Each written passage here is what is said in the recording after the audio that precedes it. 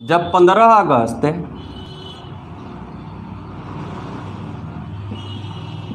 1947 को आज़ाद हुआ तो उसके बाद कुछ नियम, कुछ कानून की ज़रूरत पड़ा और इस नियम कानून को बनाने की जिम्मेवारी डॉक्टर भीमराव अंबेडकर को दिया गया। किसे दिया गया? डॉक्टर भीमराव अंबेडकर को।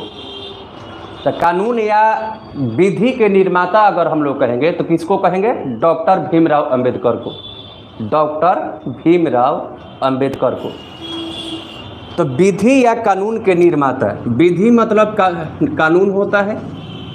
विधि या कानून या प्रारूप समिति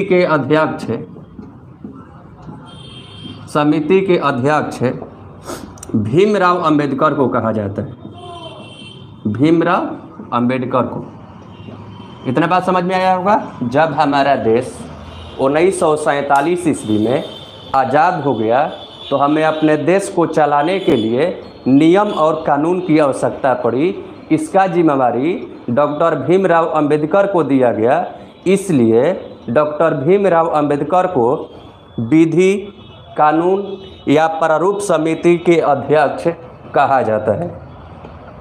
अब डॉक्टर भीमराव अंबेडकर ने क्या किए कि अलग अलग देशों में जाकर अलग अलग नियम को खोज कर लाए और उसको भारत में लागू किया गया। हम लोग देखेंगे कि जब गए तो कहाँ कहाँ से कौन कौन चीज़ लेकर आए, इस बात पर हम लोग गौर करेंगे।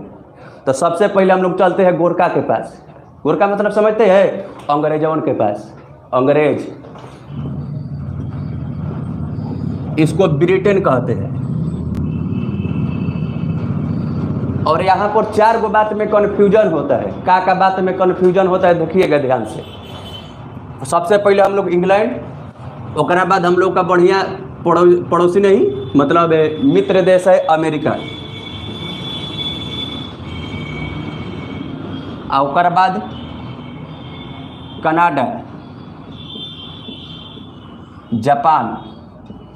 ये चारों बात में कन्फ्यूज। अब इंग्लैंड के संविधान से कहेगा तो संसदीय व्यवस्था, संसदीय व्यवस्था। कैसा व्यवस्था? संसदीय व्यवस्था। तो संसदीय व्यवस्था कहाँ से लिया गया है? संसदीय व्यवस्था इंग्लैंड के संविधान से। संसदीय व्यवस्था इंग्लैंड के संविधान से। एक और है जैसा देखने में लगता है लेकिन वो अलग है। संसद के मतलब समझते हैं? संसद के मतलब संसद में 3 गो होता है। एगो लोकसभा, एगो राज्यसभा और एगो राष्ट्रपति। कौन कौन संसद में कौन कौन होता है? एगो लोकसभा, एगो राज्यसभा, एगो राष्ट्रपति। अब इसमें राष्ट्रपति अलग अंग है। मुख्य रूप से 2 गो अंग होता है, लोकसभा और राज्यसभा। तो इसका विस्तार से चर्चा हम लोग आगे करेंगे। अभी हम लोग का मूल टॉपिक जो है वह है संविधान के स्रोत, कि कौन कौन से कहाँ से लिया गया है। ठीक है, चलिए। अब एक होता है संघीय व्यवस्था। संघीय, यह अमेरिका के संविधान से। आप लोग खाली सब पढ़ लेते हैं, बाकी पढ़वा ही नहीं करते हैं, तो इसीलिए गड़बड़ हो जाता है आंसर। ठीक है, तो संसदीय व्यवस्था कहेगा तो इंग्लैंड के संविधान से, और संघीय व्यवस्था कहेगा तो अमेरिका के संविधान से। संसदीय व्यवस्था इंग्लैंड, संघीय व्यवस्था अमेरिका। अब चलते हैं कनाडा। है तीनों में इतना कन्फ्यूजन होता है कि मत पूछे। कौना में है? गोरखा इंग्लैंड वाला में, है गोरखा अमेरिका वाला में, है गोरखा कनाडा वाला में। ये तीनों में बड़ी कन्फ्यूजन होता है। तो संसदीय कहेगा तो ब्रिटेन, संघीय कहेगा तो इसका विवरण हम लोग भाग 5 में पढ़ेंगे। भाग 5 में संघीय मतलब होता है केंद्र सरकार। और बढ़िया से समझ लेते, समझिए मोदी। ठीक है, संघीय मतलब मोदी, केंद्र सरकार। तो केंद्र सरकार के बारे में भाग 5 में पढ़ना है और ये इसको संघीय कहा जाता है। क्लियर?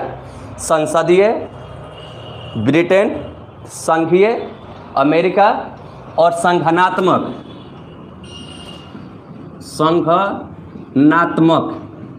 संगठनात्मक कहेगा तो कनाडा, संगठनात्मक कहेगा कनाडा, संसदीय ब्रिटेन, संघीय अमेरिका, जमुना के भाग 5 में पढ़ेंगे, संगठनात्मक कनाडा। अभी संगठनात्मक कौन चीज़ है? तो संगठनात्मक मतलब संघ, संघ मतलब समूह, समूह मतलब झुंड, ठीक है। तो जब केंद्र सरकार और राज्य सरकार दोनों मिल जाएगा तो वह कहलाता है संगठनात्मक। केंद्र सरकार और राज्य सरकार दोनों मिल जाएगा तो क्या कहलाता है? संगठनात्मक। और यह कहाँ के संविधान से लिया गया है? कनाडा के संविधान से। कहाँ के संविधान से? तो कनाडा के संविधान से। अब जापान, जापान में गणतंत्रात्मक, गणतंत्रात्मक कौन सी? गणतंत्रात्मक। अब इसका मतलब क्या होता है गणतंत्रात्मक? तो जब हम लोग आज़ाद हो गए 15 अगस्त 1947 को, तो उसके बाद हमारा एगो क्षेत्र हो गया और उसका उस पर अधिकार हम सब लोग को हो गया। अब हम अपने क्षेत्र में जो भी चाहेंगे, जिसको भी चाहेंगे उसको चुनेंगे, यानी कि हमारा राजा अब दूसरा के चुनल नहीं रहेगा, अब खुद हम चुनेंगे। उसी को क्या कहा जाता है? गणतंत्रात्मक। तो इस संगठनात्मक और गणतंत्रात्मक में कन्फ्यूजन होने लगता है, ठीक है। तो फिर से एक बार रिपीट कर दे रहे हैं। संसदीय इंग्लैंड के संविधान से, बताइए संसदीय कहाँ के संविधान से? इंग्लैंड के संविधान से। संघीय अमेरिका के संविधान से। संगठनात्मक कनाडा के संविधान से। गणतंत्रात्मक तो जापान के संविधान से। गणतंत्रात्मक तो जापान के संविधान से। अब इसमें इंग्लैंड वाला में देखेंगे हम लोग कौची आता है। संसदीय के बाद भी बहुत सारा पॉइंट आता है, वह कौन कौन पॉइंट आएगा, ठीक है। तो पहला हो गया संसदीय, दूसरा हो गया एकल नागरिकता, एकल नागरिकता, एकल नागरिकता। अब एकल नागरिकता को ध्यान से आप लोग समझिए कि एकल नागरिकता का मतलब होता क्या है। तो जब कोई व्यक्ति विदेश से आता है तो वह केंद्र के पास जाता है कि हमको यहाँ रहने की अनुमति दे दिया जाए, और केंद्र सरकार जब उसे अनुमति दे देता है, इसको हम लोग अभी भाग 2 में पढ़ेंगे। केंद्र सरकार जब अनुमति दे देता है तो उसे किसी भी राज्य में जाकर बस सकता है, यानी कि राज्य उसको कोई रोक टोक नहीं करेगा, ठीक है। तो इसे एकल नागरिकता कहते हैं। जैसे मान लीजिए कोई अमेरिका का व्यक्ति आया भारत में और वह केंद्र सरकार यानी कि मोदी से परमिशन ले लिया और बिहार में आकर बसना चाहता है, तो उसे नीतीश से परमिशन लेने की कोई ज़रूरत नहीं है। इसी को एकल नागरिकता कहते हैं। पहले भारत में जम्मू कश्मीर राज्य में दोहरी नागरिकता थी। कैसी? दोहरी। जब अनुच्छेद 370 को समाप्त किया गया तो उसे दोहरी नागरिकता को भी समाप्त कर दिया गया। आप ध्यान से समझिएगा कि दोहरी नागरिकता क्या है। तो जैसे पहले जब आप जम्मू कश्मीर में बसना चाहेंगे तो केंद्र सरकार से अनुमति लेने के बाद वहाँ के राज्य सरकार से भी अनुमति लेना पड़ता है, तब आप वहाँ पर जाकर बस सकते हैं। यानी कि पहले कोई भी व्यक्ति जम्मू कश्मीर में तब तक नहीं बस सकता था जब तक कि उससे वहाँ के राज्य सरकार अनुमति नहीं देता है। और अगला है कानून बनाने की प्रक्रिया। कानून बनाने की प्रक्रिया, कानून बनाने की प्रक्रिया कहाँ के संविधान से लिया गया है? तो ब्रिटेन के संविधान से। अगला है राष्ट्रपति को औपचारिक प्रधान, को औपचारिक प्रधान। राष्ट्रपति को औपचारिक प्रधान। तो जहाँ से संसद लिया गया वहाँ में से कानून बनाने की प्रक्रिया ले गया। संसद में भारत में कानून बनता है। राष्ट्रपति का पद फ्रांस के संविधान से लिया गया है, लेकिन ब्रिटेन के सम्राट की तरह इनका तुलना किया गया। पद जवन है फ्रांस के संविधान से लिया गया है और तुलना केकरा से किया गया है?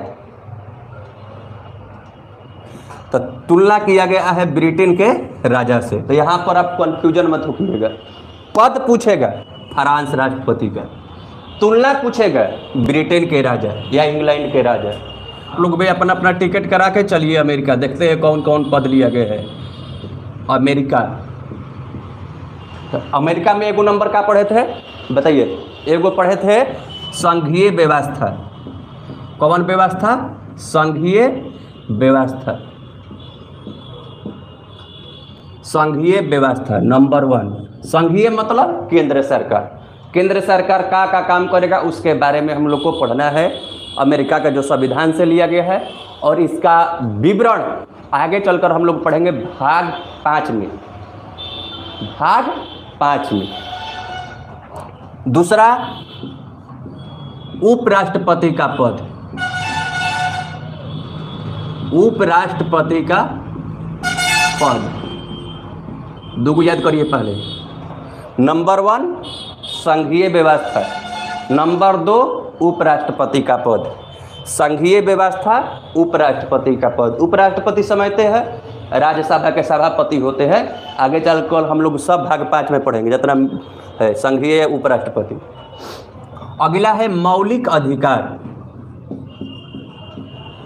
मौलिक अधिकार, मौलिक अधिकार। 3 को बात याद हुआ? संघीय व्यवस्था, उपराष्ट्रपति का पद और मौलिक अधिकार। अब तीनों को ध्यान समझते हैं। संघीय मतलब होता है केंद्र सरकार यानी कि मोदी जी। उपराष्ट्रपति बकैया नायडू के बारे में, जो राज्यसभा के सभापति है। मौलिक अधिकार, मौलिक अधिकार में आता है कि मान लीजिए हम किसी के सामने बोल सकते हैं, अभी नहीं कि गरियाले न रखिएगा, बोल सकते हैं, किसी से अपना बात पूछ सकते हैं। कौन लव मैरिज करना चाहेगी तो कर सकते हैं, ये आपको मौलिक अधिकार है। दूसरा कास्ट में कीजिएगा तो पैसों मिलेगा। अब राष्ट्रपति पर महाभियोग की प्रक्रिया, राष्ट्रपति पर महाभियोग की प्रक्रिया, महाभियोग की प्रक्रिया जौना के बारे में हम लोग अनुच्छेद नंबर 61 में पढ़ेंगे। ठीक है, यानी कि राष्ट्रपति अगर गलत काम करने लगे तो उनको अपने कुर्सी से कैसे हटाना है, इसके बारे में कहाँ से लिया गया है? तो अमेरिका के संविधान से। राष्ट्रपति पर महाभियोग मतलब राष्ट्रपति को हटाना, गायब करना। ठीक है, राष्ट्रपति पर महाभियोग मतलब राष्ट्रपति को हटाना। तो राष्ट्रपति को हटाने वाला कहाँ के संविधान से? तो अमेरिका के संविधान से। अगला है स्वतंत्र न्यायपालिका। स्वतंत्र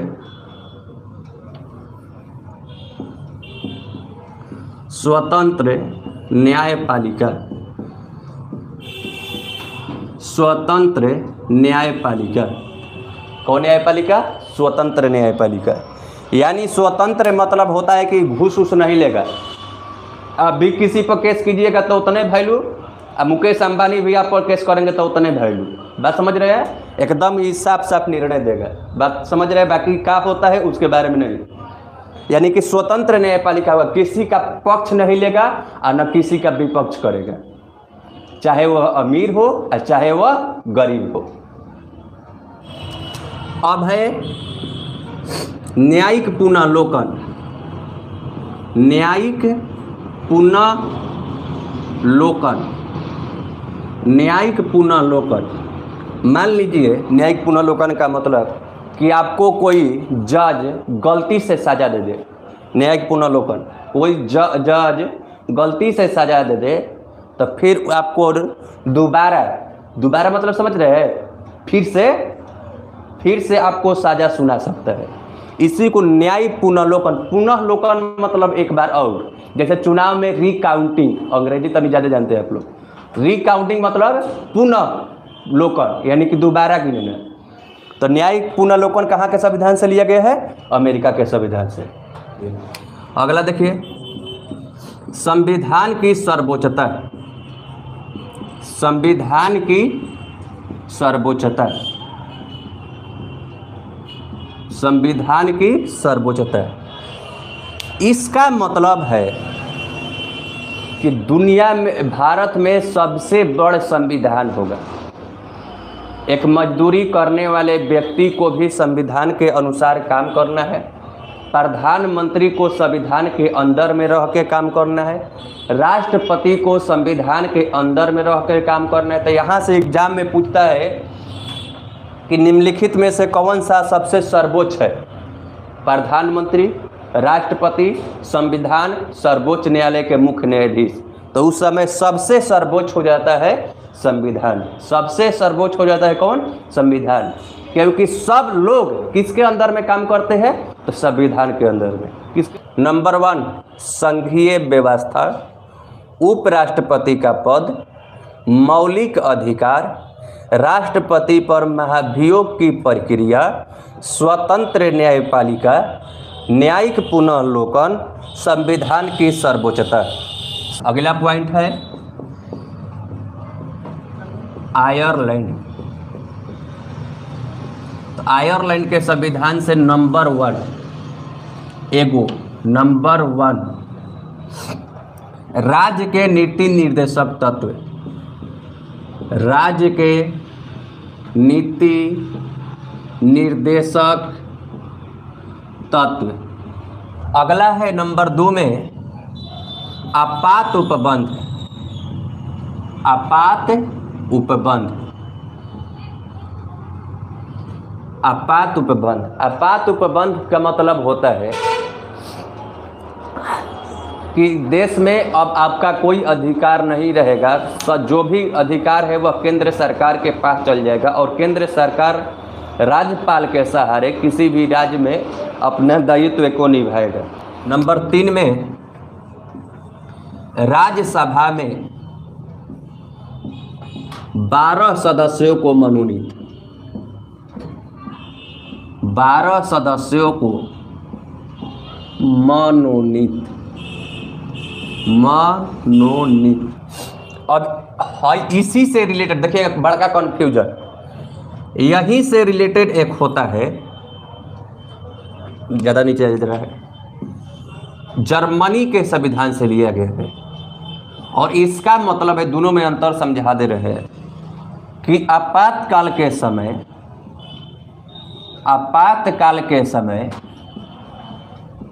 आपातकाल से फर्स्ट सीटिंग दरोगा में पूछा था, ठीक है, कवना अनुच्छेद के तहत लगाया जाता था, आगे हम लोग विस्तृत में पढ़ेंगे।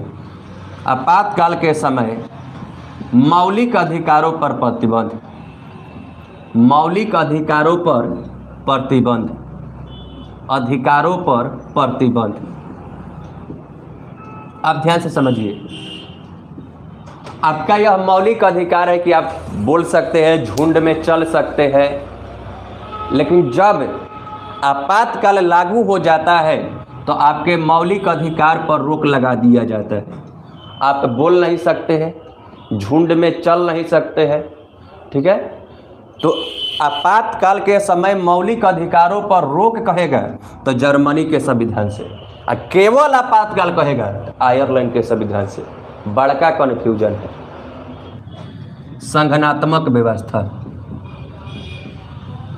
संघनात्मक व्यवस्था में विशिष्ट शक्तियां, विशिष्ट विशिष्ट विशिष्ट मतलब खास होता है। विशिष्ट शक्तियां केंद्र के पास, विशिष्ट शक्तियां केंद्र के पास। जैसे आप लोग देखें, अभी पंजाब में हमारे माननीय प्रधानमंत्री नरेंद्र मोदी जी गए थे और उनके पास पावर है, ठीक है। तो जब भी कोई राज्य नियम बनाता है, अब वही सेम नियम केंद्र सरकार बना देता है। जैसे अब इसको छोड़िए, हटाइए, जैसे मान लीजिए कि बिहार के नीतीश कुमार एक को 10वां पास के लड़का को बैग बांटने के लिए नियम बने, कोची बांटने के लिए, बैग बांटने के लिए। अतलिक हमारे प्रधानमंत्री बना दिए कि नहीं, बैग ठीक नहीं रहेगा, हवाई जहाज एक को बांटा जाएगा। बात समझ रहे हैं? तो वो समय नीतीश कुमार के बैग वाला योजना फ्लॉप हो जाएगा और कौन चालू हो जाएगा? जहाज वाला। बात समझ गए? यही तो विशिष्ट शक्तियाँ केंद्र किसके पास होती है? केंद्र के पास। विशिष्ट रूस। नंबर 1 में मौलिक कर्तव्य, मौलिक कर्तव्य, मौलिक कर्तव्य। अब हमारा क्या क्या देश के प्रति कर्तव्य होना चाहिए, इसका विवरण मौलिक कर्तव्य में किया गया है, जिसका अनुच्छेद 51 के ए में आगे चलकर हम लोग पढ़ेंगे। अगला है पंचवर्षीय योजना से लिया गया है गणतंत्रात्मक व्यवस्था, गणतंत्रात्मक व्यवस्था। अब बताइए जर्मनी के सहयोग से क्या लिया गया है? तो जर्मनी के सहयोग से आपातकाल के समय मौलिक अधिकारों पर रोक। दक्षिण अफ्रीका के संविधान से, दक्षिण अफ्रीका के संविधान से, दक्षिण अफ्रीका के संविधान से संविधान संशोधन, संविधान संशोधन, संविधान संशोधन। यानी कि अगर संविधान में कोई सुधार करना होगा तो उसी को संशोधन कहा जाता है। संशोधन मतलब सुधार, संशोधन मतलब सुधार। ऑस्ट्रेलिया से भी एक है जी, ऑस्ट्रेलिया वाला भी देख लीजिए। ऑस्ट्रेलिया से समवर्ती सूची, समवर्ती सूची और प्रस्तावना, समवर्ती सूची और प्रस्तावना।